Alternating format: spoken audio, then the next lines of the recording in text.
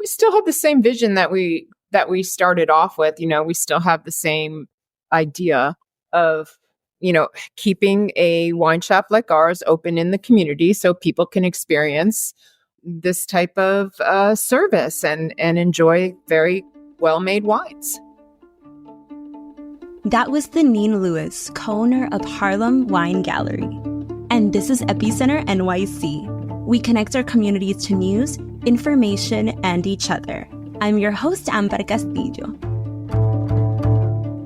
Harlem Wine Gallery is not just a place to buy wine. It's a community hub where wine lovers and novices alike can learn, taste, and connect. Pascal and Danine Lewis, the husband and wife team behind Harlem Wine Gallery, turned their passion for wine into a business. Living in Central Harlem, Pascal and Danine often found themselves traveling downtown to find the wines they loved, small production, natural, and biodynamic wines that weren't available in their neighborhood. This sparked a simple yet powerful idea.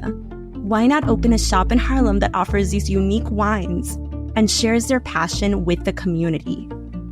Since opening their doors 7 years ago, Harlem Wine Gallery has become known for its carefully curated selection of wines, its commitment to supporting small producers and Black winemakers, and its welcoming educational approach. Whether it's through free tastings, winemaker events, or personalized recommendations, Pascal and Danine are on a mission to make wine accessible and enjoyable for everyone. Today, I sit down with Pascal and Danine to learn more about their journey, their love for wine, and the challenges and rewards of running a small business in Harlem. Before we jump in, a quick message from our team. Hi, I'm Mariana from the Epicenter NYC team. Did you know that anxiety, sleep problems, and muscle pain could be symptoms of long COVID? Take the steps needed to protect yourself, your family, and your plants. Get vaccinated against COVID-19. We can help you schedule your appointment and even arrange you right there. Email us at hello@epicenter-nyc.com or call or text us at 917-818-2690. Now back to the show. Here's my conversation with Pascal and Danine. My name is Pascal Lewis. I'm co-owner of Harlem Wine Gallery, and my role in the business is the fabrication and layout and the design of the shop and networker. Number one networker. I'm very big in the networking and outreach to get people to know about us, get more community involvement and involving the shop in as many things as that we can touch upon to help broaden the understanding of wine in our neighborhood. And that's basically what my role is. And I'm Danine Steele Lewis, co-owner of Harlem Wine Gallery. And I basically run the shop, buy the wine, help customers pick out their dinner wines. I also do community outreach. I organize all the events in the back. I am in contact with the winemakers. They are invited to come and do classes for us. I work with about 8 to 10 different sommeliers all over the Northeast that come and do classes for us. And that's basically, we wear a lot of different hats. So. And how did you begin this business journey?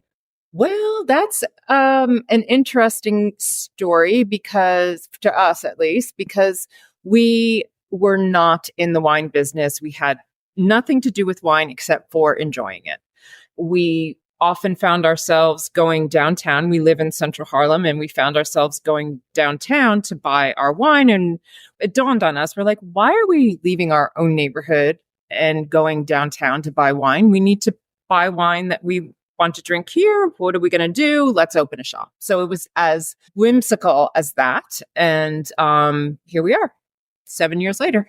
What wines did you guys used to enjoy before the whole business? And did that affinity for certain wines or the way that you appreciated wines in part inform some of, how you built your business? Yeah, absolutely. Like we never really drank mass marketed wines. And so we would enjoy small production wines, a lot of natural wines, biodynamic wines that we couldn't really find here. So we thought, why not open a spot in our own neighborhood where we could share those type of wines with people. And, I started taking classes and learning more about wine. I have a WSET level 2. Hopefully in the next year, I could find some time to go to level 3. But I mean, basically the best way to learn about wine is to taste and read. That's what I always tell my customers as well. My wine journey and understanding about wine comes through drinking wine, listening to the reps that come into the store. I don't do as much reading because my attention is not as great on the wine per se. It's more about getting other individuals to understand that wine shouldn't be this product that is so lofty that they can't bring themselves to come into the shop, feel that they can just purchase something with our help or without our help for that matter. But we absolutely prefer for them to ask us some questions and get some feedback so that we might help them in a better experience in the wines that they purchase. That's where I feel I'm the strongest. Could you speak more about how you guys help make wine more accessible to folks in terms of, I don't know, something you had said struck me about like I think sometimes there are connotations of like, oh, in order to know wine, you have to like be able to distinguish these like subtle hints of this and that. And it seems a little bit elusive to folks. So yeah, I wonder. Most every Friday evening, we have a in-store tasting. It's open for everyone. It's free. And we usually have a small little education going on with the wine. So we really encourage and we advertise it. We send out an email, like an invite. We have a sandwich board outside of Whole Foods that directs people to come, hey, taste some free wine, learn something about wine. And that has been very helpful for people to learn. Maybe they're drinking maybe they've never had a chillable red, so they're trying a chillable red, or we buy our wine seasonally too, to go with the food that you perhaps are eating during summertime, spring, winter, and fall. It's just like your food. Wine pairs differently with different things. So we also encourage that. Mostly our question when somebody walks in the door is after we say, hi, how are you? What are you making today? And then that really helps people establish like, oh, okay, yes, I'm going to have a roasted chicken. And then it gets them to start thinking about their food with their wine as food. So that's another thing that we do. We have tags that are handwritten, and they are people say they're very helpful. They're helpful for us too, for people that don't want any help, but they give some very subjective tasting notes. And people seem to enjoy that because they pick up on, I love the note of grapefruit in my Sauvignon Blanc. So they'll take that. And the luck that we had in renting or leasing this space was the fact that it's a very long, deep square footage space. And so we decided very early on that we would not devote it all to the retail, and that we would devote half of the space to education. And that's what we've kept going. And that is what is such a huge part of what we do here. Because a lot of people are intimidated by wine and not knowing and understanding, because what you normally get is you could get a person coming in saying, I'm not a wine connoisseur, although I know you are. And then I immediately said, no, I'm not. And I just say, listen, what is it that you like? What type of wine have you drank in the past? What is it that you know about wine, and what do you know that you like? And that is as simple of a starting point to get to a place where they can understand, like, oh, okay, well, this is what I like, and this is what I know, and then we can go from there. And speaking of dishes, what makes a certain wine pair well with a certain dish? The acidity in the wines, The tannins in the wines. in the wines, sweetness level, dryness level. What you're eating is going to definitely influence the wine. So you're trying to enhance. So you're trying to enhance what's coming from the wine. You're trying to enhance what's coming from the food.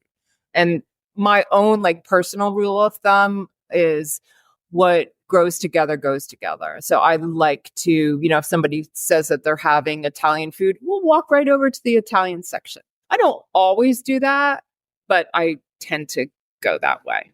Yeah, I appreciate the mini lesson for someone who's not a part of this world. Speaking of education and other community events you guys host there, you were telling me a little bit about a recent event you had. Would you mind sharing? So last night we hosted Phil Long. He is a winemaker from California and also the president of the African American Vintners Association. So we had a class planned with him and 26 people signed up to attend. That's actually the full capacity of our tasting room. So he had a nice turnout and we tasted through 5 of his wines when we carry all of them, from a sparkling Blanc de Blanc to a Napa Valley Cabernet Sauvignon.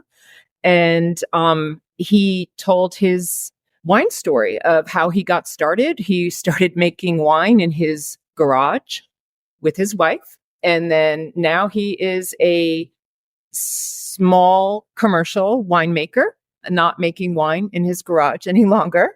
People love to meet the winemaker, especially people who have already been drinking and enjoying their wines. And they really feel more connected to it. They try something, they might have tried a red and if they always drink whites and it's just such a pleasant experience. Everybody comes out all the time just saying they had the most amazing evening, and getting to know where your food is from is very important. Yeah. And if you could talk about your favorite part of these events, or maybe another, striking moment where you can tell the community is really, really taking a lot from them. We host something called Big Bottles Bordeaux on a yearly basis in October. And that is a really fun community event. It's actually a free event. And we host about 3 different Bordeaux winemakers that come in and meet with anybody who walks in the store. We also advertise it all over the neighborhood. So people have a fixed idea of what Bordeaux is like, and maybe they find it a little bit stuffy and expensive. And we're trying to change that. We're trying to get people to see that, hey, it's not really like that. So coming in, meeting the winemakers, drinking some amazing wine that's poured out of these, what are they? Jeroboams, Yes. Really big bottles, which are quite impressive. And just have a fun time. Last year, we did a Bordeaux and pizza pairing. So there was, pizza in the back and, drinking Bordeaux and going around and really meeting the winemakers, who some of them are, basically winemakers and farmers, the producers, and seeing, oh, okay, yeah, maybe Bordeaux's not so stuffy after all. And maybe this is affordable. So that's really fun. It's fun for people to be so pleasantly surprised. And surprised about discovering wines that they might not have thought they liked. Exactly. And so that's another part of it, where people are opened up to new wines that they're discovering, tasting, starting to understand. And that just broadens it up that much more. It creates an opening so that other wines can be introduced to them. They'll be accepting of other wines that they were maybe hesitant to try because they didn't know, but at least now they're thinking, well, I like that, so perhaps I might like this. Mm-hmm. And yeah, it sounds like they learn a lot about themselves in that. And I'm curious, how you built relationships and how you find the winemakers that you do work with and the vendors you work with. We try to focus on small producers. There are enough major chains out there that are much more focused on large brands, and we tend to not be that at all. We go for the the Small little, production. right, Yeah. Small farmers, minimal. We do a lot of minimal intervention wines, natural wines, uh, biodynamic. organic. And of course, then we have some of the classic wines as well. And we also carry the largest selection of Black winemakers in Manhattan. So that's a research that we do as well. So we do a lot of tasting. Great. Yeah. And can you speak about the role of the community is like in terms of their support for you guys? And is it mostly most of folks who come to some of your community events or who just walk in the store, are they mostly from Harlem? Yes, I would say the majority of them are from Harlem and or the greater Manhattan area. We have had a few people from New Jersey and Connecticut and, the surrounding tri-state area, but the majority of people are from Harlem. We've always been active in our community. We have been fortunate enough to be in the Mount Morris Park community, and that is a small community that is bordered by Fifth Avenue and Adam Clayton Powell Boulevard that was set up many years ago around Mount Morris Park or Marcus Garvey Park. And so we came into the community. That organization already existed, MMPCIA. We joined. We've always been a part, and they've Served on the board. Served as members. They support us. We support them. And it just continues to be this organization that continues to grow and speaks for our community and what we're about and trying to have people move into the community or participate. Yes. We often will have like flyers up in the shop about what is going on in the community. There's been a lot of changes in our community, so we try to get people to take part in being part of the community that they've just moved into. We've lived here for over 30 some odd years, raised our 2 kids here, and that's basically why we opened the shop, because we love our community and we didn't want to take our dollars out of the community and go downtown to buy wine. So we figured other people might be doing that as well. So we might as well just keep it in the community. And what's your vision for the business? Well, we just really want to continue growing our customer base and having people discover us and discover that we enjoy educating people in the back room and introducing them to different sommeliers that are maybe doing classes for us and winemakers, and just to help this small business grow. And the education part is really important. I feel our role here is to continue to provide that education and allow people to experience the wine. What is it that, like, when it does get tough and when, it takes all your time and keeps taking your time, that keeps you going? And, what does it mean for you to be a small business in this time, in this space in Harlem? We still have the same vision that we started off with. We still have the same idea of, keeping a wine shop like ours open in the community so people can experience this type of service and enjoy very well-made wines. Is there anything I didn't ask about your business journey, about the business itself, about what you offer? Anything that you wanted to share? The one thing that I would like to say to all those who are listening is support small business, because it's an integral part in the economy and your life. Because without small business, we are subject to the whims of the corporate world, and they don't have the connection that your small businesses have to your community. And where can people find you guys, both in person and online? We are located in the heart of Harlem. So we're on Adam Clayton Powell Jr. Boulevard between 123rd Street and 124th Street. Simply, you can take if you're coming from downtown or uptown, you get off at 125th Street on the 2-3 line, or the A at 125th. Right. And for those who don't know Harlem, we are about a block away in walking distance from the famous Apollo Theater.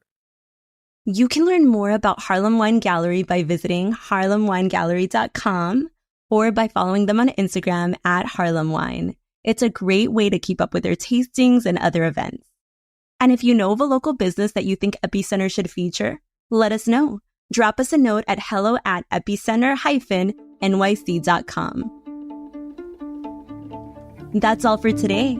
Thanks for listening, and thanks for supporting us as we do our best to support our community. We couldn't do it without you. For more stories like this, make sure to subscribe to our newsletter at epicenter-nyc.com. Our intro music is All the Pretty Horses by Caravika. You can find more of their music on their website, linked to in our podcast description.